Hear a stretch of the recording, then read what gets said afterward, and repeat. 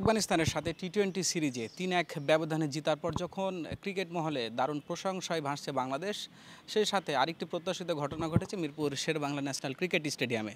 আমরা যদি দেখতে পাই যে সামনে আয়ারল্যান্ডের সাথে যে সিরিজ ঘোষণা করেছে বাংলাদেশ, সেখানে মিরপুর শেরেবাংলা ন্যাশনাল ক্রিকেট স্টেডিয়ামে একটি টেস্ট দেওয়া হয়েছে। সেই অনুযায়ী আমরা দেখতে পাচ্ছি যে টনি হেমিং দুর্দান্ত কাজ করে চলেছেন মাঠের।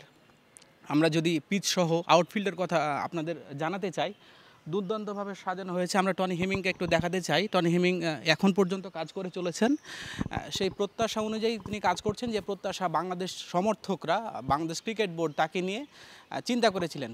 আমরা দেখতে পাচ্ছি টনি হেমিং তখন থেকেই তার ব্যস্ততার কর্মকাণ্ড, যখন থেকে তিনি বাংলাদেশ ক্রিকেট বোর্ডের সাথে সম্পৃক্ত হয়েছেন, তখন থেকে টনি হেমিং তার দুর্দান্ত কাজ করে চলেছেন। আর কাজ করার ফলশ্রুতিতে যে আমরা মিরপুরের আউটফিল্ড সহ আমরা দেখতে পাচ্ছি চমৎকার একটা পরিবেশ ডেকোরেশন করা হয়েছে। তবে আমরা টনি হেমিংয়ের কর্মকাণ্ড আরেকটু স্বচ্ছতা পাবো যখন আমরা দেখতে পাবো যে আয়ারল্যান্ডের সাথে বাংলাদেশ এই টেস্টে কীরকম পারফর্ম করতে পারে বা পিচের আচরণ কেমন হতে পারে, সেখান থেকে আমরা আরেকটু দুর্দান্ত ধারণা পাবো, আরেকটু ভালো ধারণা পাবো বলে আমি প্রত্যাশা করছি।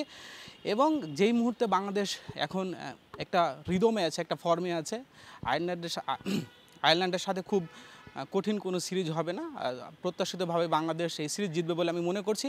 কিন্তু দেখার বিষয় হচ্ছে টনি হেমিং যে 2-3 মাস ধরে বাংলাদেশে কাজ করে চলেছেন, সে কাজের ইম্প্যাক্টটা ঠিক কতটা হবে সেটাই এখন দেখার বিষয়।